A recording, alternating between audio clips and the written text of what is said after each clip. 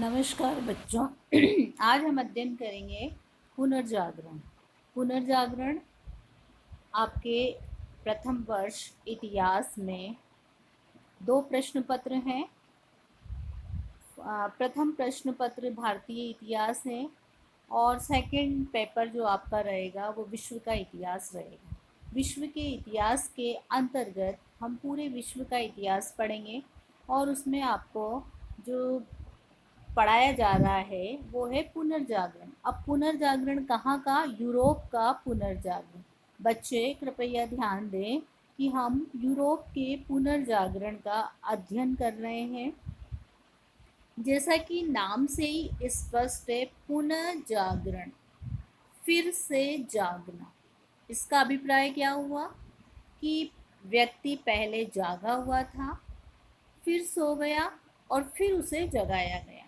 यानी कि जागृत अवस्था तो पूर्व में भी थी, मध्य में वो सो गया और तत्पश्चात उसे उठाया गया। फिर से जागना। तो जो पुनर्जागरण का अध्ययन हम कर रहे हैं वो है यूरोप का, ये आप ध्यान रखेंगे। और ये पुनर्जागरण कब से कब तक हुआ? 14वीं से लेके 16वीं शताब्दी के मध्य ये पुनर्जागरण हुआ। और ये पुनर्जागरण किस किस क्षेत्र में हुआ? कला, साहित्य, विज्ञान, दर्शन, सभी क्षेत्रों में हुआ। अब इससे पूर्व 14वीं शताब्दी से पहले मनुष्य की स्थिति क्या थी? मनुष्य मनुष्य से अभिप्राय यूरोप में अधिकांश लोग कैथोलिक धर्म को मानने वाले थे, यानी कि ईसाई धर्म को, और ईसाई लोग कैथोलिक धर्म को मानते थे। तो जो ईसाई धर्म था उसमें किस तरह की जो है जड़ता आ गई थी, अंधविश्वास आ गए थे, वो 14वीं शताब्दी से पूर्व आ चुके थे।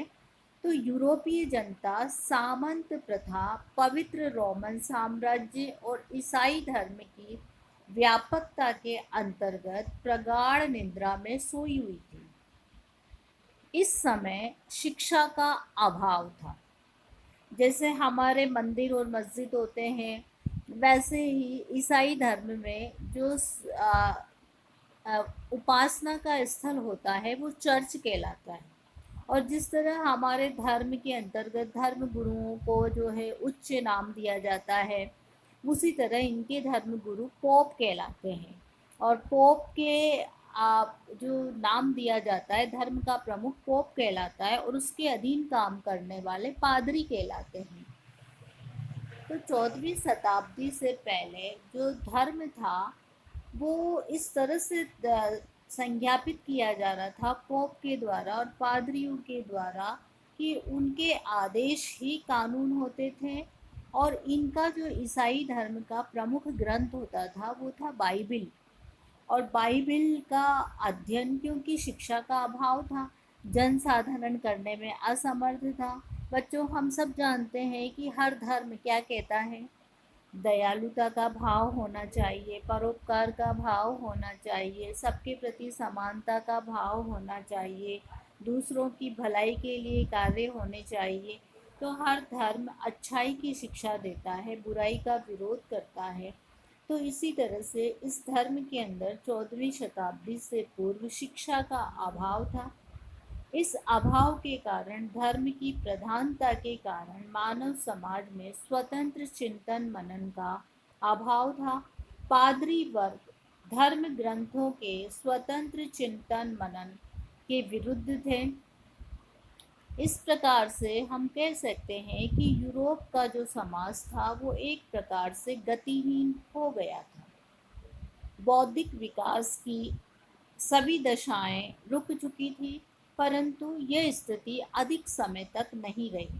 धीरे धीरे जन साधारण में नवीन जिज्ञासा जागृत होने लगी, जिसके परिणाम स्वरूप मानव जीवन के विभिन्न पहलुओं का विकास हुआ।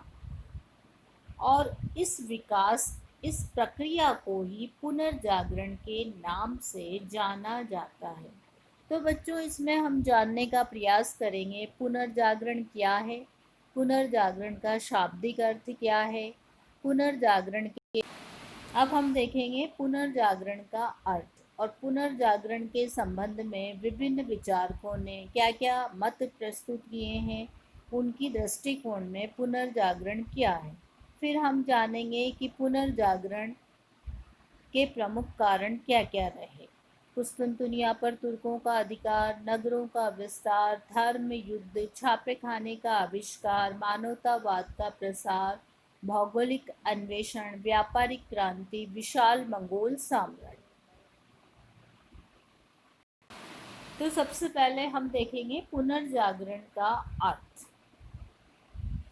पुनर्जागरण का शाब्दिक अर्थ है फिर से जागना, और इतिहासकारों ने इसको एक तरह से बौद्धिक आंदोलन कहा है, और अंग्रेजी में ये रेनेसा कहलाता है। ये शब्द रेनेसा के नाम से जाना जाता है। इतिहासकार ल्यूकस ने इसके संबंध में लिखा है, रेनेसा शब्द का अर्थ इटली के उन सांस्कृतिक परिवर्तनों से है जो 14वीं शताब्दी से आरंभ होकर 16वीं शताब्दी तक संपूर्ण यूरोप में फैल गए थे। इतिहासकार स्वेन के अनुसार मध्य युग के अंत में जितना बौद्धिक विकास हुआ उसे ही सामूहिक रूप से पुनर्जन्म या पुनर्जागरण कहा जाता है। अंग्रेजी शब्द रेनेसा है। यह फ्रेंच भाषा का शब्द है जिसका अभिप्राय है पुनर्जन्म। इस आंदोलन के परिणाम स्वरूप जनसाधारण क्रमशः परलोक में कम रुचि लेने लगा और इस लोक के विषय में अधिक जिज्ञासा रखने लगा। एक प्रकार से हम कह सकते हैं मनुष्य की उपलब्धियों की ओर यह पुनर्जागरण संकेत करता है। विभिन्न इतिहासकारों की दृष्टि में पुनर्जागरण क्या है। सबसे पहले हम इतिहासकार सिमोंड को लेंगे। सिमोंड ने इसके संबंध में क्या कहा है। यह एक ऐसा आंदोलन है जिसके फलस्वरूप पश्चिम के राष्ट्र मध्य युग से निकलकर वर्तमान युग के विचार और जीवन की पद्धतियों को ग्रहण करने लगे। इतिहासकार वैन लून लिखते हैं, रेनेसां राजनीतिक अथवा धार्मिक आंदोलन न होकर मानस की एक विशिष्ट स्थिति को उजागर करता है।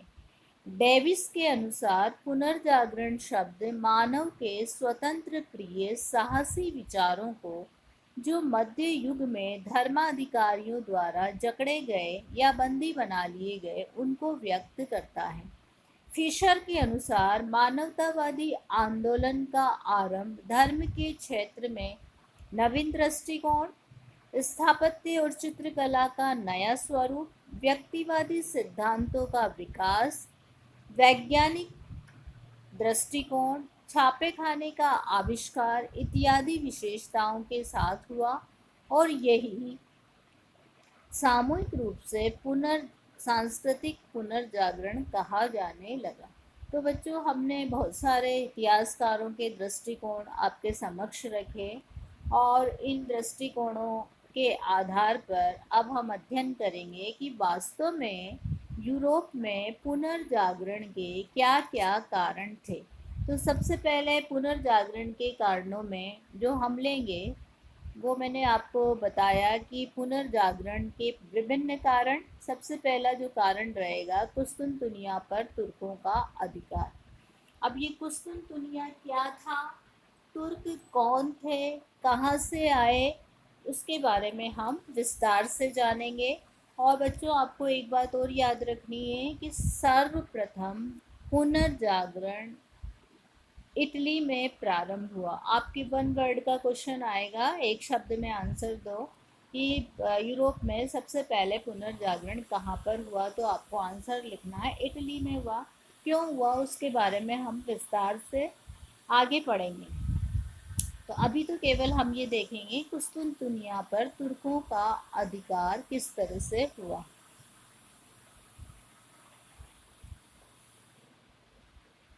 कुस्तुनतुनिया पूर्वी रोमन साम्राज्य की राजधानी थी। और तुर्कों ने इस पर अधिकार किया था 1453 ईस्वी में। तुर्कों ने इस पर अधिकार कर लिया। जो यहाँ पर ईसाई लोग रहते थे, वो ईसाई लोग, चूँकि यहाँ पर ईसाई रहते थे, और अब 1453 के बाद इस पर अधिकार हो गया किसका? तुर्कों का। तो तुर्कों ने ईसाइयों पर नाना प्रकार के अत्याचार किए। तुर्कों से पूर्व जो ये प्रदेश था, ये विद्वानों और कलाकारों का केंद्र था। यहाँ पर विभिन्न प्रकार के विद्वान और कलाकार अपनी कला को प्रशय देते थे, विद्वान ग्रंथों को लिखते थे। अब जब तुर्कों ने यहाँ के ईसाइयों पर अत्याचार किए, अर्थात यहाँ के विद्वानों और कलाकारों पर अत्याचार किए, तो ये सारे विद्वान और कलाकार अपने ग्रंथों सहित पूर्वी रोमन साम्राज्य से निकलकर कहाँ चले गए? पश्चिम रोमन साम्राज्य की राजधानी रोम की ओर चले गए। और रोम की राजधानी थी इटली। मैंने आपको पहले भी कहा कि सबसे पहले पुनर्जागरण कहाँ हुआ? इटली में हुआ। तो क्यों हुआ? क्योंकि कुस्तुनतुनिया पर तुर्कों का अधिकार हो गया। कब हुआ? 1453 में हुआ। 1453 में तुर्कों का अधिकार कुस्तुनतुनिया पर हो गया। और कुस्तुनतुनिया किसकी राजधानी थी? पूर्वी रोमन साम्राज्य की राजधानी थी। यहाँ के विद्वान कहाँ चले गए? रोम चले गए। रोम का अभिप्राय है इटली चले गए। और इसलिए सर्वप्रथम पुनर्जागरण इटली में हुआ। बच्चों, आपको समझ में आ रहा होगा, ऐसा मुझे विश्वास है। नहीं आए तो फिर मैं आपको ये स्लाइड वापस भेजूँगी, ताकि आप अभ्यास कर देंगे, उसमें आपको और समझ में आ जाएगा अच्छी तरह। तो फिर कुस्तुनतुनिया से सारे ईसाई पलायन कर गए, यानी कि विद्वान और कलाकार अपने ग्रंथों सहित कहाँ चले गए? रोम चले गए। ये कुस्तुनतुनिया व्यापारिक दृष्टि से भी इसका एक महत्वपूर्ण स्थान था। 1453 से पूर्व यूरोप और एशिया देशों से व्यापार इसी मार्ग से होता था। मतलब जो यूरोप के लोग थे, वो व्यापार के लिए यदि उन्हें एशिया जाना होता था, तो वो इसी मार्ग से जाते थे। अब जब इस मार्ग पर तुर्कों का अधिकार हो गया, तो यूरोप वासियों को आना एशिया जाने के लिए दूसरा मार्ग ढूंढने के लिए बाध्य होना पड़ा। और फिर नवीन मार्गों को खोजा गया। और इस क्षेत्र में सबसे पहले जो खोजा गया, आपको पता है, वास्को डिगामा ने जो है भारत को खोजा। कोलंबस ने अमेरिका को खोजा। वो हम आगे भौगोलिक खोजों में पढ़ेंगे। पर व्यापारिक दृष्टि से भी ये महत्वपूर्ण था। जब तुर्कों का अधिकार हो गया इस पे, तो एशिया जाने के लिए यूरोप वालियों को बहुत परेशानियों का सामना करना पड़ा और नवीन मार्ग खोजे गए। अब बच्चों, हम देखेंगे पुनर्जागरण का दूसरा कारण नगरों की अभिवृद्धि। नगरों का विकास किस तरह से हुआ? मध्य युग की समाप्ति तक यूरोप के विभिन्न देशों में बड़े बड़े नगर आबाद हो गए। हमने देखा कि जब तुर्कों का अधिकार कुस्तुनतुनिया पर हो गया, तो व्यापारियों को या व्यापार करने के लिए नवीन मार्गों को खोजना पड़ा। नवीन मार्गों के खोजने से व्यापारिक वर्ग उन मार्गों के माध्यम से दूसरे देशों को जाने लगे। अत्यधिक धन उनके पास होने लगा, तो नवीन नगरों को आबाद किया गया। उनमें कौन कौन से नाम थे? वेनिस, फ्लोरेंस, लिस्बन, हैम्बर्ग इत्यादि नवीन नगर बने। व्यापार के विकसित होने के कारण व्यापारिक वर्ग नगरों में निवास करने लगे। वे निवास के लिए उच्च और भव्य प्रासाद महल बनाने लगे। उनके अभिराम प्रासाद सुंदर चित्रों और मूर्तियों से अलंकृत होने लगे। तो इस तरह से स्वयं की इच्छाएं जागृत होने के कारण, नगरों की वृद्धि के कारण, एक जो मनुष्य की स्वतंत्र चिंतन प्रवृत्ति का विकास हुआ और स्वतंत्र चिंतन प्रवृत्ति के परिणाम स्वरूप जो यूरोप के लोग थे वो ये सोचने लगे कि पोप और पादरियों के द्वारा जो धर्म के माध्यम से हमें ऊंचाइयों के ओर ले जाने का रास्ता दिखाया जाता है वो गलत है, वरन परलोक की अपेक्षा इस संसार के सुख को ही प्रमुख माना गया और उनके द्वारा पुनर्जागरण में सहयोग दिया गया। तो बच्चों, हमने दो कारण पढ़े, कुस्तुनतुनिया पर तुर्कों का आधिपत्य और दूसरा आपने देखा नगरों की वृद्धि किस तरह से पुनर्जागरण में सहयोग दिया। अब हम अगला कारण जो बाद में देखेंगे, धर्म युद्ध।